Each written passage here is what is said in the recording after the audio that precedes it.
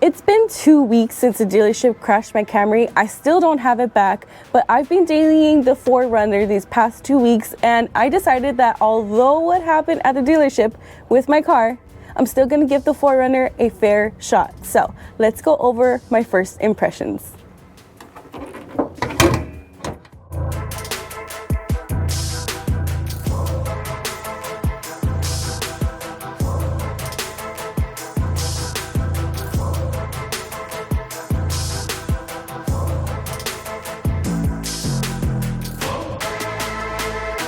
I was pretty excited to test drive the 2025 TRD 4Runner, and I will be doing some slight comparisons to my Ford Raptor. The reason why I was considering the 4Runner as a new daily is because it is an SUV. I wanted to get something that was spacious not only for me but also the passengers in the back and still have a lot of cargo space. This isn't the highest trim package. It is the base model for the TRD, but you still have some cool aspects of off-roading that still give it a really nice, aggressive look. And like I mentioned, this is an SUV, but I don't have any problems backing this up into any parking, so that's one thing that I really enjoyed about the 4Runner. Let's pop the hood open so you can take a look at it. Now, although this is a TRD, it is still only a 4-cylinder, and to be honest with you, I was quite impressed with how responsive it is. I have been driving this a little bit more aggressive than I do my Camry, but I still love how nimble this is compared to the Raptor. But for being only a 4-cylinder, I was pretty happy with the performance. Quite impressed with how it performed just day-to-day driving, commuting to and from work.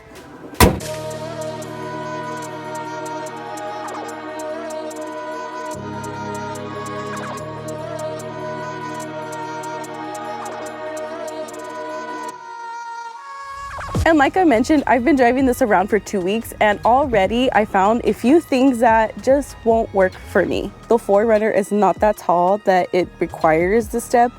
Also, it's just a little bit too short in my opinion in order for me to get in this way. So I have to put like my foot flat in order for me to kind of jump in. And another thing is that it doesn't have a handle here. I like to grab onto the handle. Some people grab onto the steering wheel, but for me, it's just a little bit awkward to kind of get in and out. Versus in the Raptor, let me show you what I mean. Getting in the Raptor is a whole lot easier because look at how much more space I get from the step. And I do have a handle here to help me get in better. So I think that getting in the Raptor is way more comfortable than the 4Runner. I'm being picky because if this is going to be my new daily, I need to love every aspect of it. And I love the way the Camry is, so that's why I'm being a little bit more harsh when it comes to the 4Runner. Now for this trim level, it does come with fabric seats, and I personally love the two-tone. I think it looks really nice considering that it is fabric, and these seats are pretty comfortable in my opinion. The 4Runner is more compact compared to the Raptor, which means that you have a smaller wheelbase, which means it's more ideal for tight turns. I've also been really enjoying that the 4Runner is way more nimble compared to the Raptor. You do have heated seats as well as a heated steering wheel. I feel like those really help during the cold mornings. And for this front, I feel like you actually don't have that much space for compartments because in my opinion, they're kind of small and awkward. It's really narrow, and considering that my hands are not that big, I feel like it's a little bit difficult when you do have some things in there. It's pretty deep. I personally find that a little bit awkward. You do have a phone charging station here, and you do have other inputs there in order for you to charge your phone. Now, I'm big, really big on cup holders. These are more annoying than the ones in the Hellcat, because I always have a protein shake with me and a water bottle with me, and they're pretty tall. So when I have both in here, I can't rest my arm on the shift knob comfortably, or if I want to park or like get in reverse, the cups get in the way. And I know that's probably not an issue for everybody, but considering that every day I always have 2 cups with me, this just gets really annoying. There's also been some times when I'm trying to open this like little area and I've actually smashed my fingers with my cups.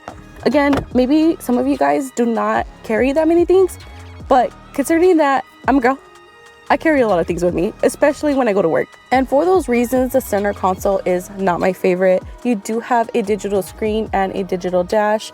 I think that the interior looks fine.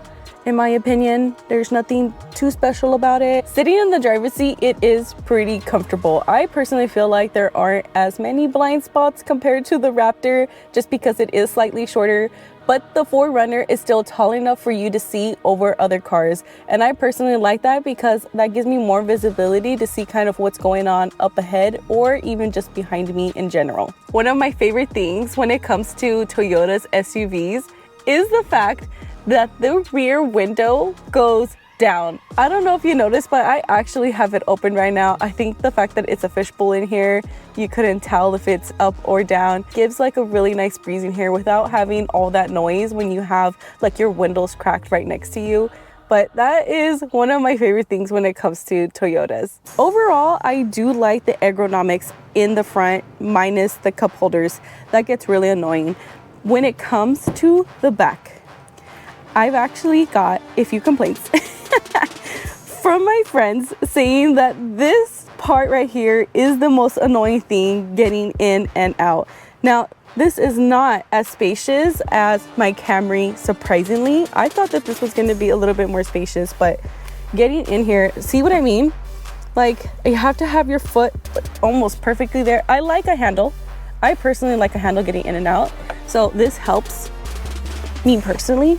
But I have my seat forward. I think I'm pretty short, but there's people that are taller that need more leg space. So you can already see just how little space I have back here for my knees. Now, here's an example of somebody who needs a lot of leg room and they like to lean the seat back. You can see just how little space there is for the person in the back. So if I'm trying to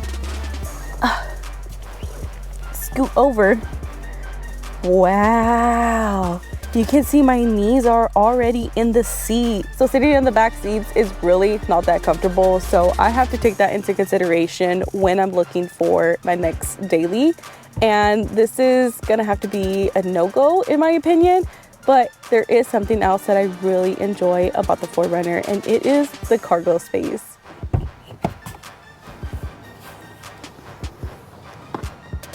Look where my foot wants to go. You see?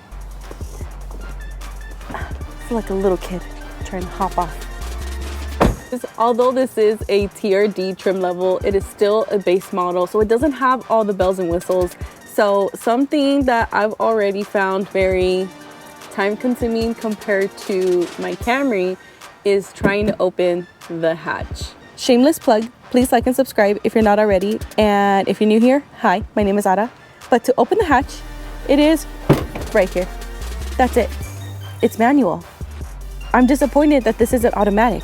And sometimes you have to get a really good momentum and grip to open this hatch. I do love the fact of how spacious it is in here. I have no problems getting my groceries in here, putting things back here and just throwing it in.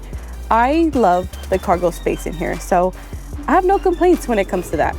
But this door is really what kills me every single time I need to open this. Let's go over fuel and mileage. Now, I have been driving it a lot more aggressive than I would my Camry, but that's just because I wanted to put it to the test. So I have been getting 20 miles per gallon, which I think is pretty fair, considering that this is a 4-cylinder.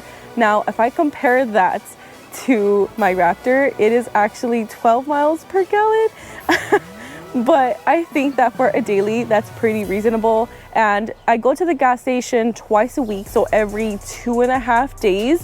And I always go at a quarter tank, so that is about 66 bucks that I spent to fill up the tank. Now, if it was completely on empty, it takes me 80 bucks. So on average, I spent about $120 for 5 days. Something that did caught me by surprise is just how much gas the 4Runner actually goes through compared to my Camry.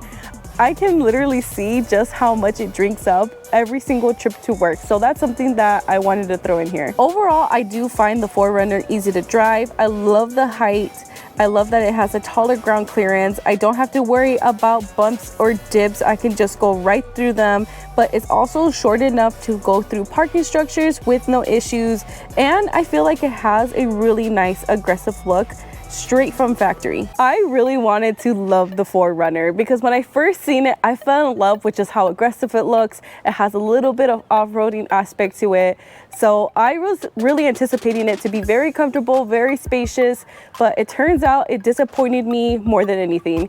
And in these past 2 weeks, I realized that this is not a really good daily for me because the things that annoyed me were like the cup holders, getting in and out of the car, especially for the passengers in the back, was not going to be ideal for me having this as a daily because I don't have to deal with any of those issues when it comes to my Raptor or my Camry. And based on those reasons alone, I much rather prefer the Raptor over the 4Runner. I'm so sad that it disappointed me that much, but I'm just glad that I didn't actually commit to making this a new daily. That's it for today's video. I hope it was helpful for you guys. Thank you so much for watching, and I'll see you in the next one. Drive safe.